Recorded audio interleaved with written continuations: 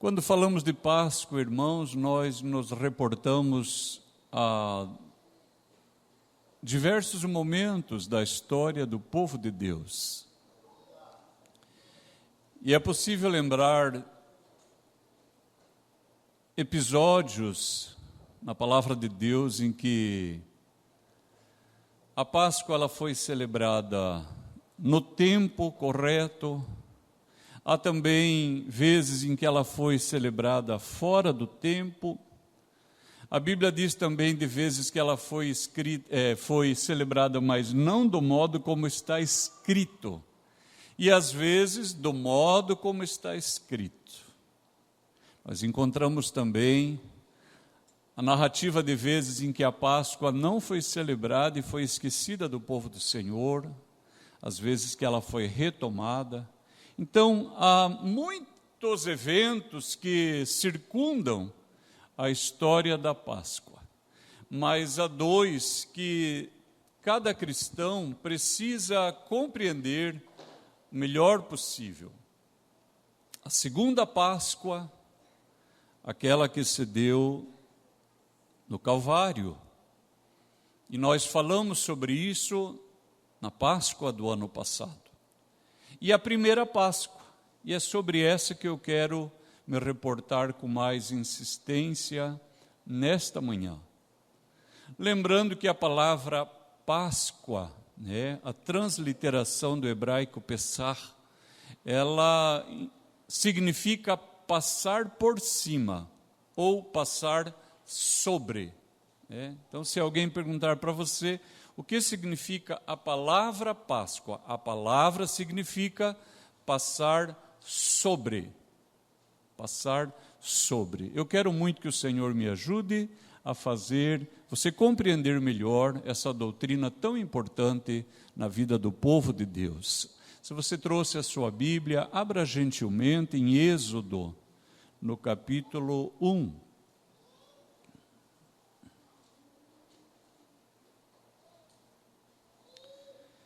Êxodo capítulo 1 diz assim, o versículo 13.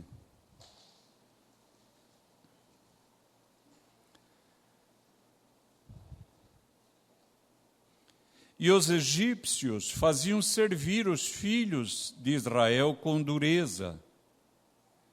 Assim lhes fizeram amargar a vida com dura servidão, em barro e em tijolos, e com todo o trabalho do campo, com todo o seu serviço, em que os serviam com dureza. Capítulo 2, versículo 23. 2, 23. Aconteceu depois de muitos destes dias, morreu o rei do Egito, e os filhos de Israel suspiraram por causa da servidão e clamaram. E o seu clamor subiu a Deus. Diga assim, o seu clamor subiu a Deus por causa de sua servidão. E ouviu Deus o seu gemido, e lembrou-se Deus do seu concerto com Abraão, com Isaque e com Jacó. Amém. Até aqui, esta primeira leitura da palavra de Deus. O povo de Israel, a família de Jacó, desce ao Egito por causa da fome. E no início são 75 almas que descem para o Egito. Eles descem para lá por causa de uma palavra de Deus. Mesmo o Senhor havia dito, a tua descendência será peregrina em terra estranha e me servirão lá por 400 anos. O Senhor havia revelado isso a Abraão.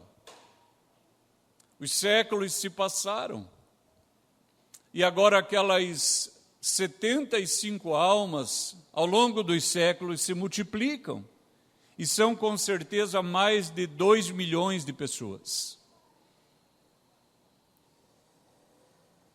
E com medo de que o povo do Senhor, numa guerra, se voltasse contra Faraó e contra o Egito, eles começam a perseguir o povo do Senhor. O povo do Senhor agora se vê abatido, dominado, explorado, vilipendiado. E é nessa situação que o texto diz que o Egito fez Israel servir com dura servidão. Essa é uma palavra terrível, porque a servidão já é algo triste, mas não chegou a palavra servidão. Precisou dizer que era dura servidão. E nessa condição, o povo do Senhor ora ao Senhor. E você viu, o seu clamor subiu a Deus. É maravilhoso, irmãos. É maravilhoso. Frequentemente nas Escrituras nós temos o relato de pessoas que oraram ao Senhor e a sua oração subiu. Você lê Jonas, quando ele está dentro do ventre daquele peixe, ele diz no capítulo 2 do seu livro: as algas tinham se enrolado na minha cabeça, os ferrolhos de morte tinham corrido sobre mim. Ele sabia que tinha morrido. Ele sabia, acabou. Aí ele diz assim: e eu orei, e a minha oração subiu ao teu santo templo. Aleluia! Se alguém está aqui nesta manhã e está passando por sofrimento, por angústia, por aflição, ore ao Senhor e saiba, a sua oração, ela subirá à presença do nosso Deus. Lá em Apocalipse 5 e também em Apocalipse no capítulo 8, a palavra de Deus esclarece que diante do Senhor há um incensário, está lá. Há um incensário. E de tempos em tempos, um anjo lança incenso sobre aquele aparelho. E a Bíblia diz, é textual, que quando cai o incenso, sobe a fumaça do incenso junto com a oração dos santos, até as narinas de Deus. E Ele se lembra de nós. Aleluia. É isso que o povo do Senhor faz, eles oram. E o Senhor então chama Moisés. E você pode ir para o capítulo 4, deixa a sua Bíblia aberta, no versículo 22, capítulo 4, versículo 22. O Senhor agora está falando com Moisés. E no versículo 22 diz assim: então dirás a Faraó, assim diz o Senhor, Israel é meu filho, meu primogênito. Vou fazer aqui só uma parte. O Senhor disse: Israel é o quê? Meu? Que mais? Meu primogênito. Agora eu pergunto para os irmãos.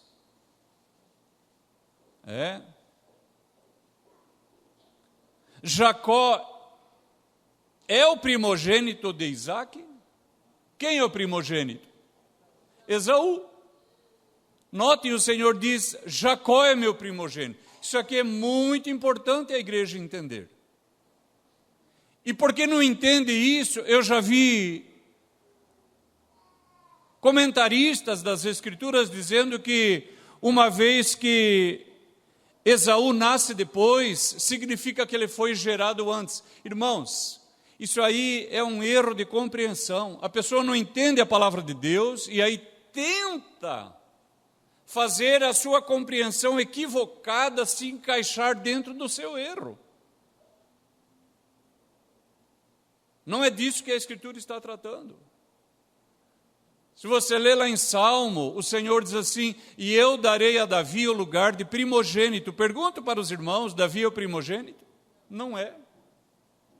O profeta perguntou para Jessé: estão todos aqui? Eu preciso ungir o rei de Israel. Estão todos? Ele fala: não, falta o menor que está no campo. É o menor. O Senhor diz: eu darei a Davi o lugar de primogênito. O Senhor diz que Benjamim é o seu primogênito. Benjamim também não é o primogênito.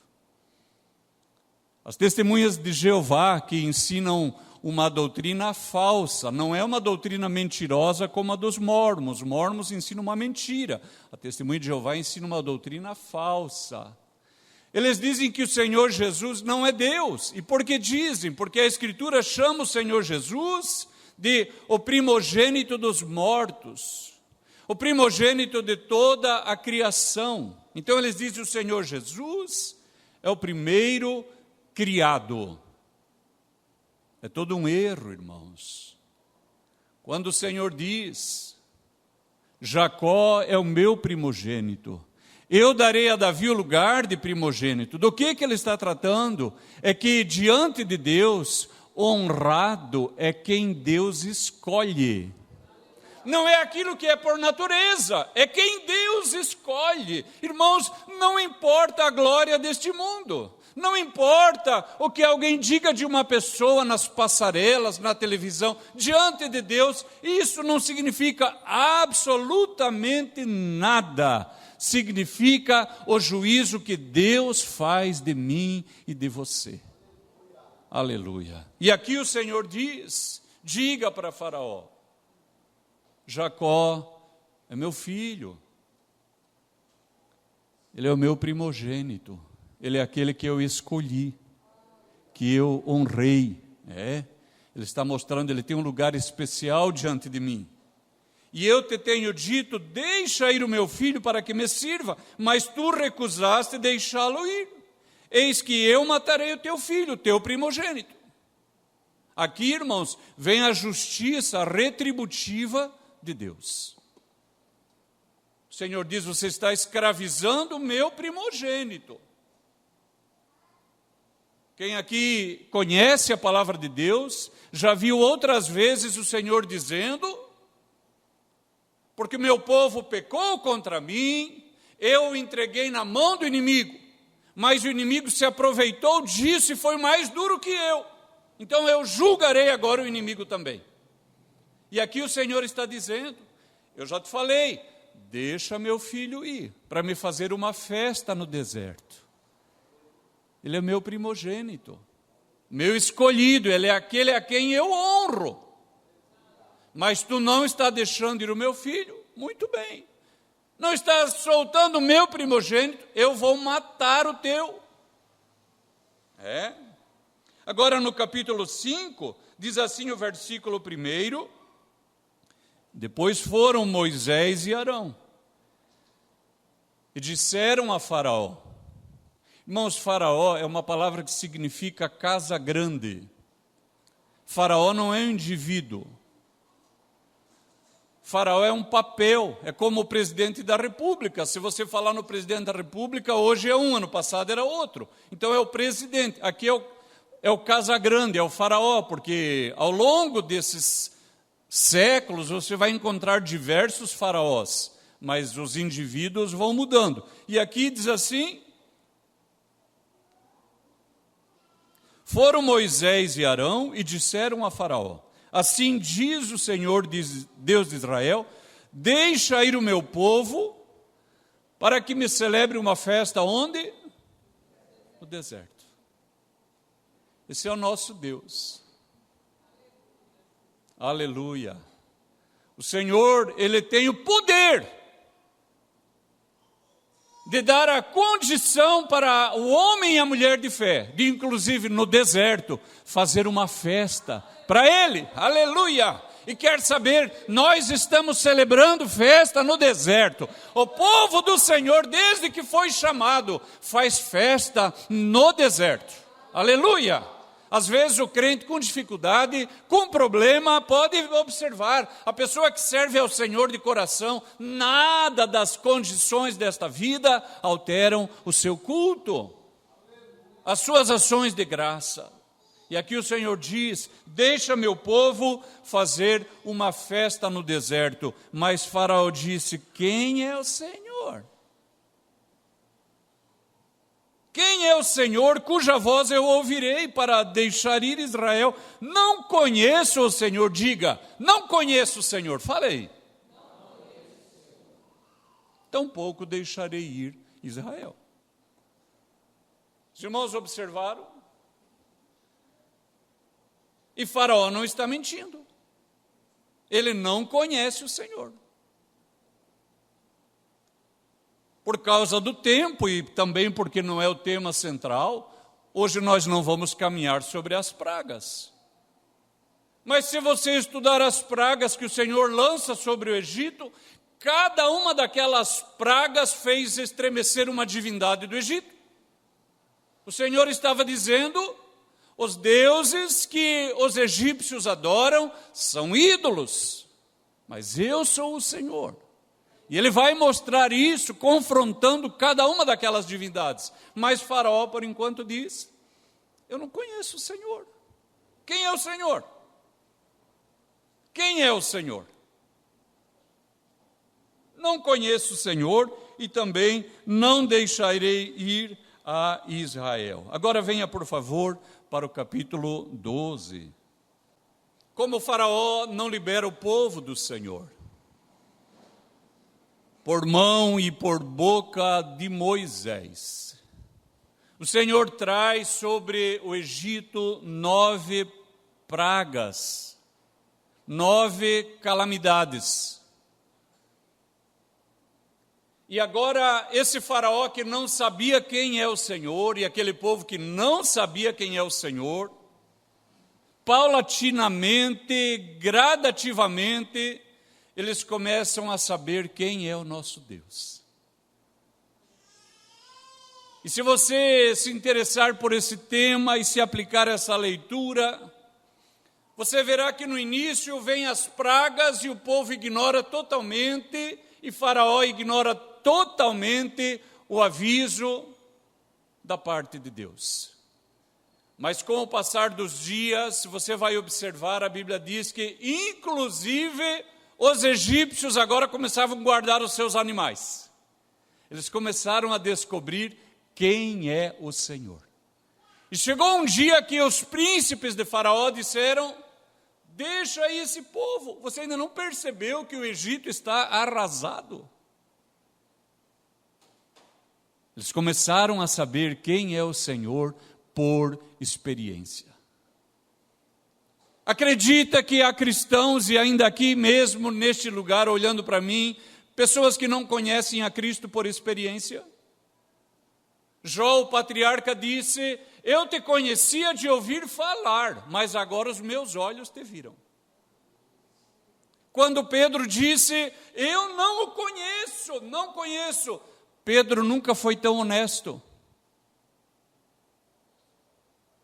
Pedro nunca foi tão honesto. Eu não o conheço naquela madrugada. Praguejou. Mas depois, quando foi achado por Jesus, transformado pelo seu amor, o mesmo Pedro que disse: não conheço, quando foram sacrificar Pedro, iam crucificá-lo, ele disse: me crucifiquem de cabeça para baixo, eu não sou digno de morrer igual o meu Senhor. Agora ele sabia quem era Jesus. Agora ele sabia: pode até me matar, não nego mais, porque agora eu o conheço, e eu nem sou digno de ser morto igual a ele. Aleluia. Agora vejam, queridos, diz no capítulo 12, versículo 7, tomarão do sangue e poluão em ambas as ombreiras e na verga da porta, nas casas em que o comerem, e naquela noite comerão a carne assada no fogo, com pães asmos, com ervas amargosas a comerão. Amém. A gente quase não usa essas palavras, mas as ombreiras são as duas peças de madeira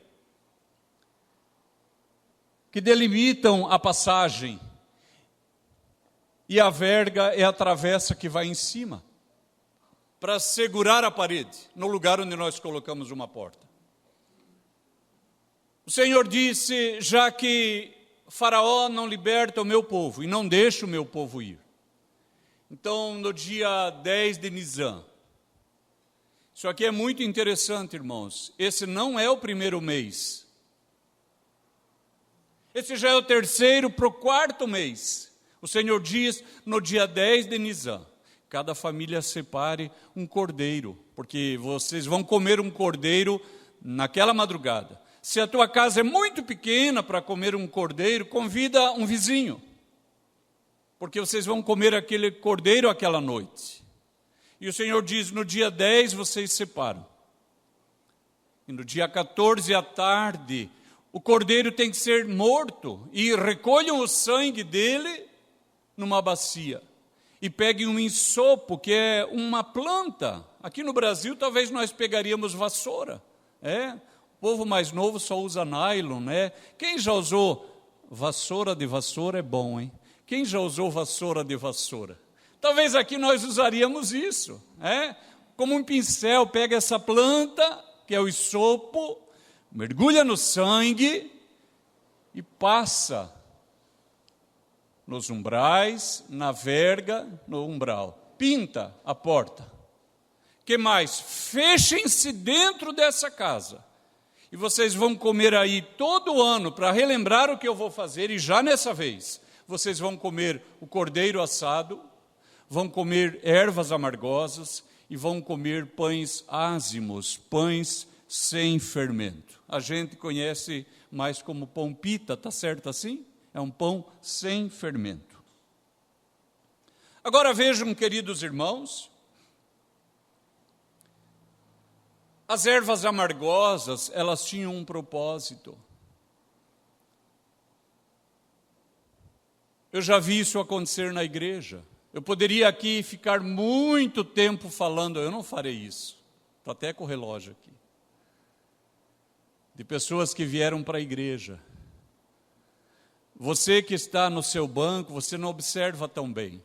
Mas eu que sou o pastor e acolho essas pessoas ali na secretaria, elas chegam desgraçadas, prostituídas, divorciadas, dependentes, quebradas, arruinadas em sentido da saúde, das finanças, da moral.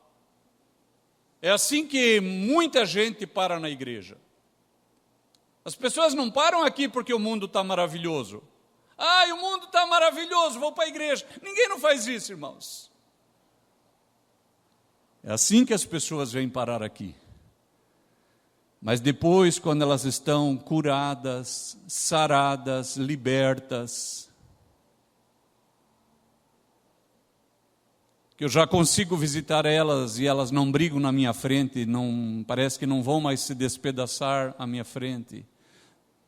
E as finanças agora já estão bem, a saúde voltou, os pilares emocionais agora foram restaurados. Quando essa pessoa está assim, eu penso, que lindo, vai ter mais um dizimista, uhul! Nós vamos ter mais recurso na igreja. Que bênção, vai aprender a tocar um instrumento, aleluia. E eu olho assim a pessoa bonita e falo, dá um pregador. Você não olharia assim?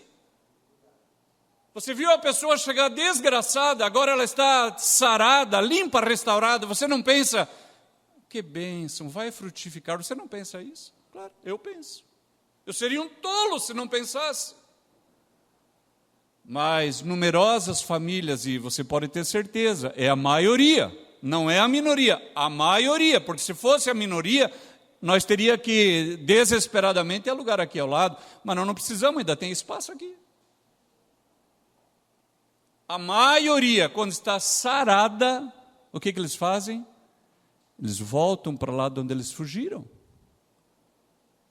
O Senhor disse, todo ano, vocês comam ervas amargas na Páscoa, para vocês lembrarem da vida amarga que vocês tinham lá no Egito. Erva amarga. Irmão, quando eu for na sua casa, se um dia você me convidar para ir lá e você quiser fazer uma comida, pode fazer arroz e ovo frito, eu como e gosto, irmão. Mas não me dê jiló, irmão, eu não gosto. Mas tem gente que gosta de comer coisa amarga. Não gosto. Na Páscoa era para comer coisa amarga, erva amarga. Que mais? O cordeiro.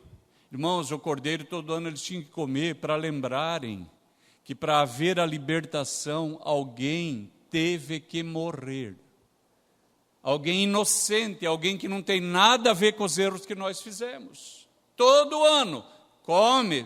Que mais? Para lembrar que para aquela viagem, eles precisavam estar alimentados. O Cordeiro fala de Cristo, aleluia, que morreu para que fôssemos livres. E que mais? Nele nós temos sustento para a nossa vida.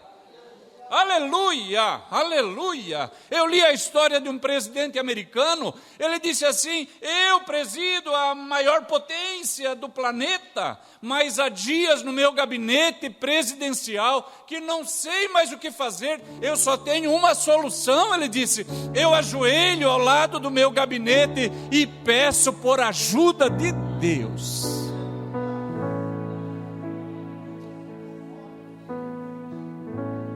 Aleluia. Um dia meu pai estava numa igreja e ele sofreu uma tragédia naquela igreja. Meu pai se fechou no salão de culto, mas de fora dava para escutar ele gritando: Jesus, Jesus.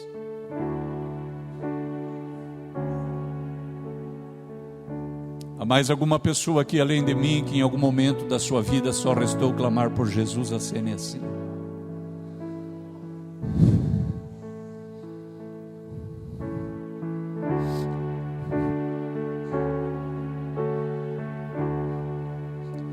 Vocês vão comer o cordeiro. Logo mais o pastor Joab estará ministrando a ceia e nós vamos comer o cordeiro. E faz muitos anos que eu como do cordeiro. E apesar de tudo que já vivi,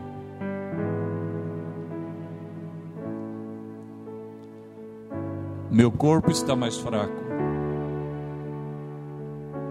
minha vista também.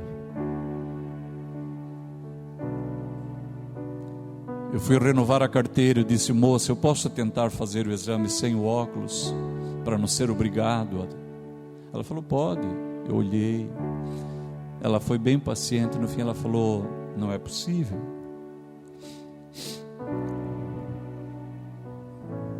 Minha vista está pior.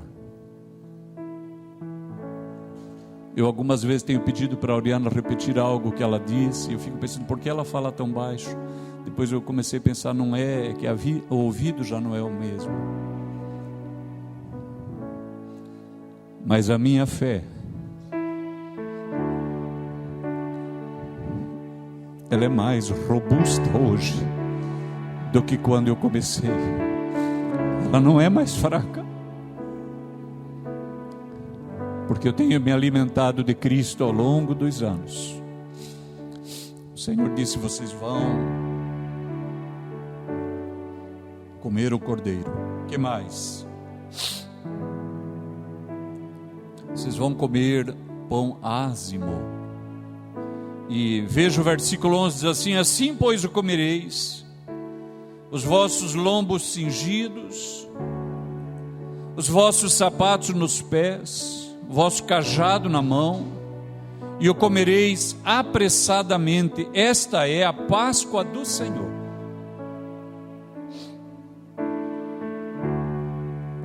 O pão ázimo e essa instrução sobre a maneira de comer a Páscoa fala da velocidade, do desprendimento. Diferente de hoje, quando uma pessoa vai fazer pão e usa uma levedura industrial. Nesse tempo aqui, e algumas padarias ainda fazem assim, produzem um pão a partir de levedura natural. E como que fazem isso? Prepara uma massa com trigo e com água e os seus ingredientes, mas sem fermento. E reservam uma parte dela, guarda separado. Ela vai ser usada amanhã, quando eu for fazer um outro pão. E o que acontece? Essa massa que ficou guardada, naturalmente, quando as enzimas vêm quebrar os elementos que constituem ali o trigo, o que compõe aquela massa, na quebra dos alimentos. É liberado gás carbônico, alguns alcoóis, mas como isso está preso na massa, vai criando bolha, e vai crescendo, porque vai fermentando. Se esse gás carbônico, esses alcoóis fossem ingeridos in natura, eles fariam mal para o ser humano. Só que no momento da cocção, eles são liberados, são consumidos lá no forno. E o que resta é aquele pão crescido, grande, bonito. Delícia.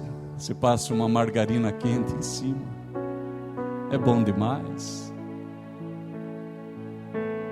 Entretanto, aqui, irmãos, naquela noite, o anjo exterminador passou pela terra do Egito. O Senhor falou e ele cumpriu algo que toda pessoa deveria aprender: nenhuma palavra de Deus cairá por terra, elas fatalmente se cumprirão para os perdidos e maravilhosamente se cumprirão para nós os que cremos. Aleluia! O anjo da morte passou.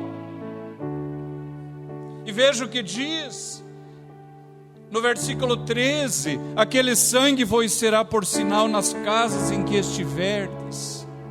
Vendo eu sangue, olha o que diz o versículo 13: passarei por cima. Se você for na Bíblia hebraica, aqui você vai encontrar a palavra pessar, porque é exatamente isso: passarei por cima de vós, e não haverá entre vós praga de mortandade, quando eu ferir o Egito.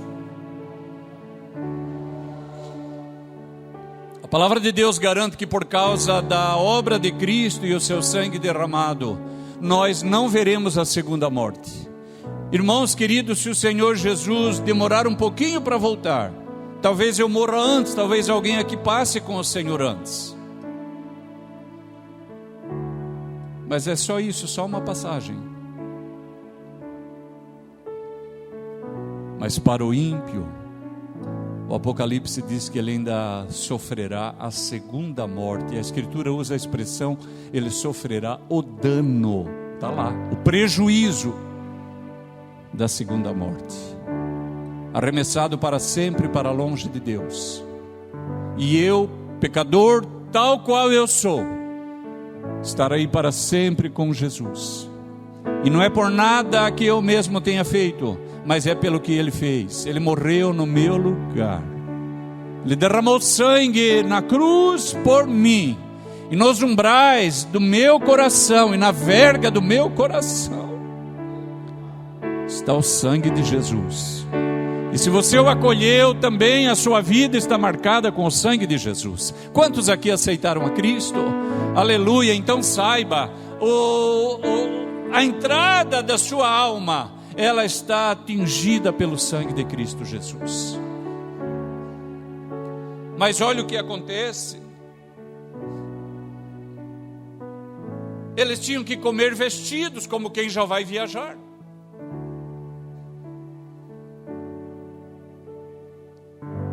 Ainda não estava acontecendo nada. Eu lembro quando criança, às vezes minha mãe, tadinha, aquela filharada, em algum momento à tarde ela conseguia se arrumar, não sei, lá de vez em quando ainda, tomava banho, passava um perfume, arrumava o cabelo. A gente perguntava: mãe, a senhora vai sair? Eu lembro que ela falava: o que é isso, filho? Não posso tomar banho?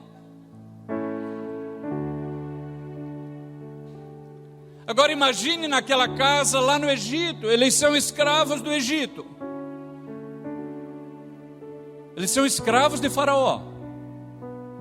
Eles sacrificam um cordeiro, pintam a porta, arrumam-se como quem vai sair. As crianças: mãe, nós vamos viajar? Qual era a resposta? Vamos. Vamos.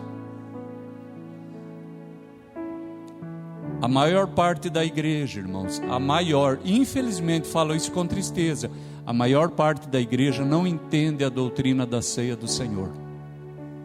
E é por isso que as crianças são tiradas da ceia do Senhor.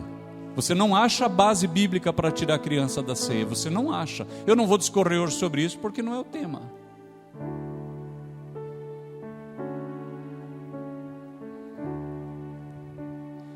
Olhando aqui para mim, há pessoas que ainda são cativas de pecados. Olhando aqui para mim, há pessoas que ainda são cativas de vícios. E o seu filho conhece você melhor do que eu. E quando ele vê você pegando o copo da ceia, talvez ele não pergunte, mas ele pode um dia perguntar: pai, por que o pai participa da ceia? O pai crê que está indo para o céu?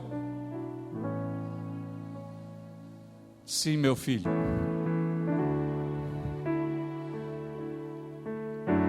Eu ainda estou no Egito, meu filho.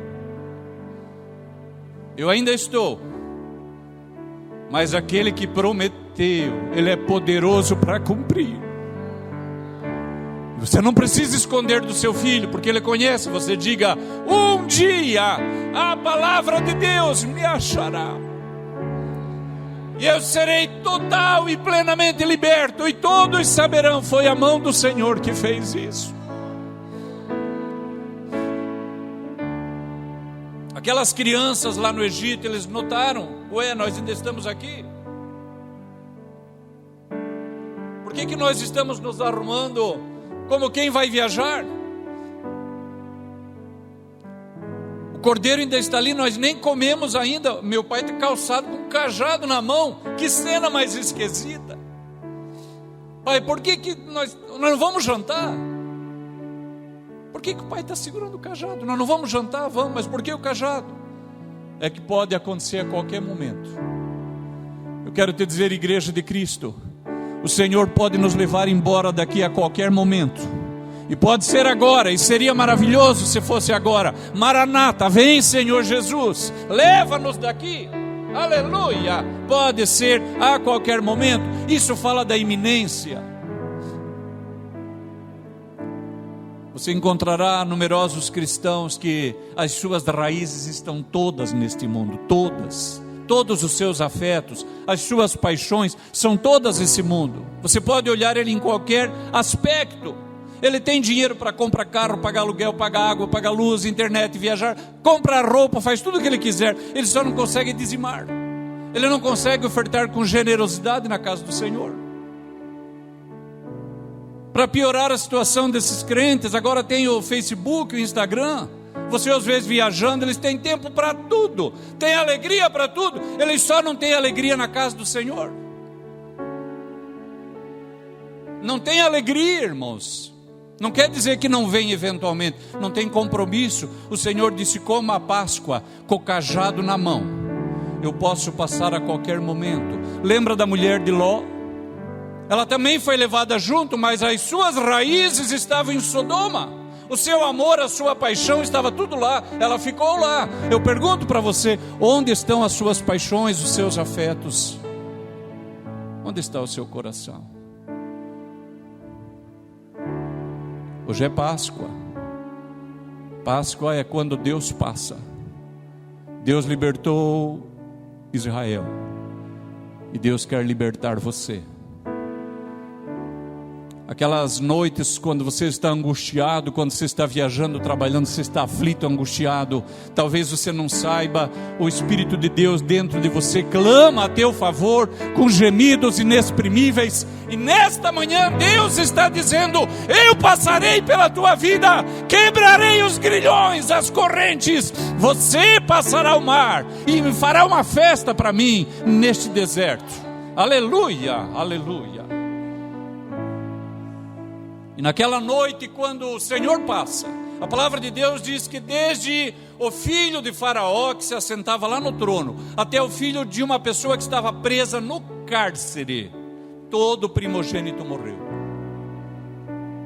E quando acontece isso, olha o que diz o capítulo 12.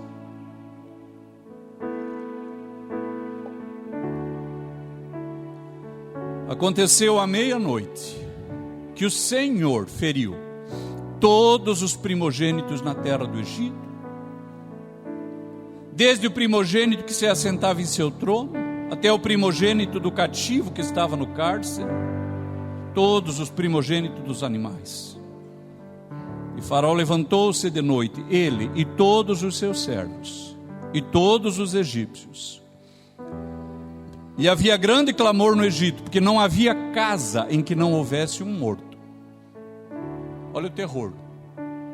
Então chamou a Moisés e Arão de noite e disse: levantai-vos, saí do meio do meu povo, tanto vós como os filhos de Israel, e ide servir quem? Agora ele sabe. Agora ele sabe quem é o Senhor. Às vezes você vê uma pessoa que você ama, que você quer bem, a pessoa está em tragédia, está sofrendo, está tendo perda financeira, perda na saúde, perda em status, em significado de vida. Você pode dizer assim: Deus não ama meu filho, Deus não ama minha filha porque permitiu isso.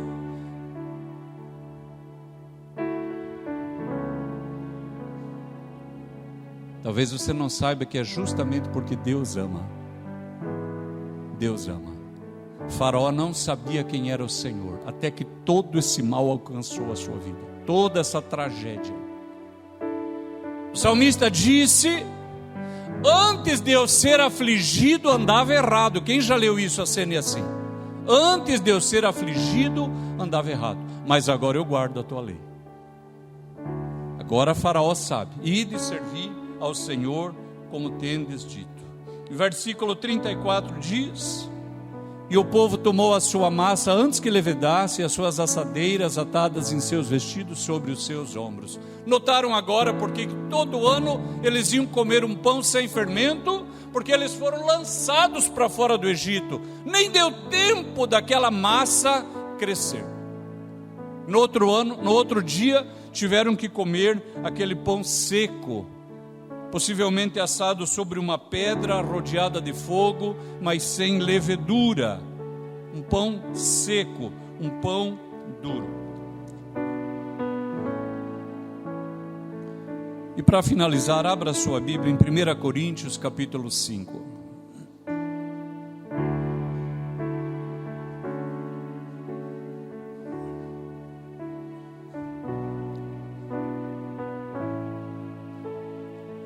Primeira Coríntios capítulo 5.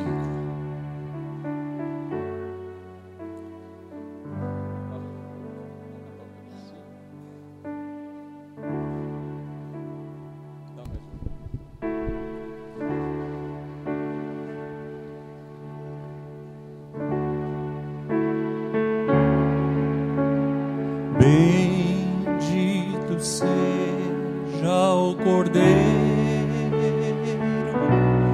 que na cruz por nós padeceu. Se conhece, cante. Bendito seja o seu sangue que por nós pecadores verteu. Eis nesse sangue lavados, com roupas que tão alvas são,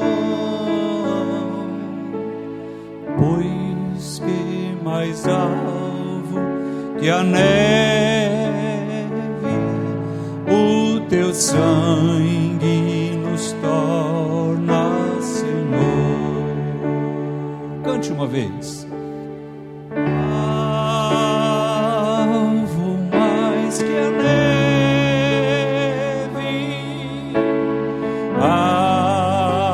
alvo mais que a neve,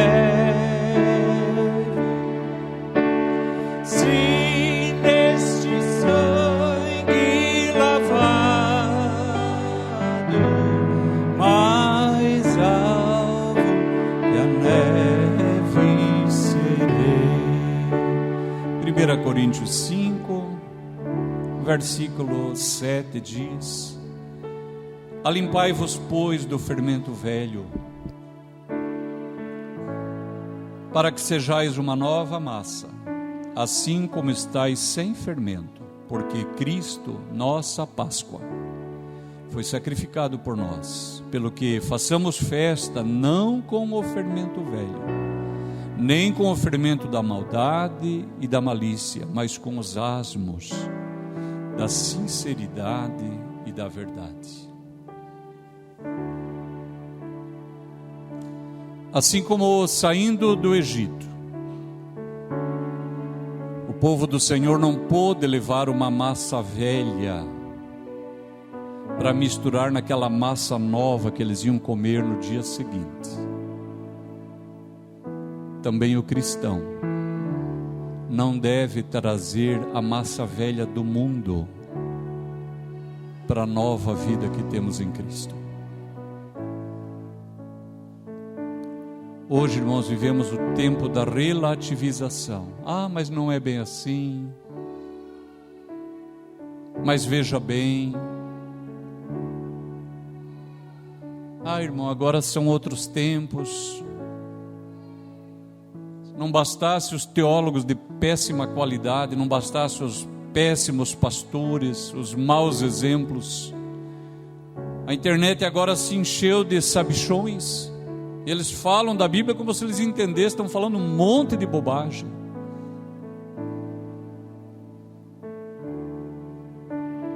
O apóstolo disse assim: eu tenho medo. Paulo disse: eu tenho medo que assim como a serpente enganou Eva, também faça que muitos de vocês se separem da simplicidade e da graça que há em Cristo Jesus. A Escritura é clara, nós tínhamos uma vida lá fora. Isso lá é massa velha. Não é para fazer festa com a massa velha, é para fazer festa com a massa nova. Ele diz: sem maldade e sem malícia. Nós podemos ser cheios do Espírito e nos alegrar. Nós podemos conhecer as promessas de Deus e nos alegrar. Saber que estamos indo para viver para sempre com Deus e nos alegrar. Eu quero orar contigo aí onde você está. Se você faz parte daquele grupo que ainda está dominado por algo desta vida, fale para o Senhor: liberta-me, liberta-me. Se você já está com o povo do Senhor e ainda faz festa com as coisas deste mundo, esta é a tua manhã. Maravilhoso Deus e Pai celestial, aqui está esta igreja amada, que eu amo e que o Senhor ama. Terei, farai, tiarai de rou-te afar.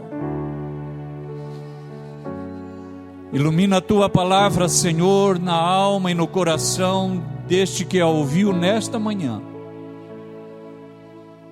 E aquele que está aqui ainda é cativo de algum pecado, de alguma iniquidade, se alguma coisa deste mundo ainda domina a sua vida, ó Senhor, esta é a manhã de Páscoa, esta é a manhã da ressurreição. Aleluia. Venha operar, Senhor, um milagre nesta manhã e liberta-nos completamente da massa velha, e que possamos viver uma nova vida em Cristo Jesus. Amém e amém. Graças a Deus pela sua palavra.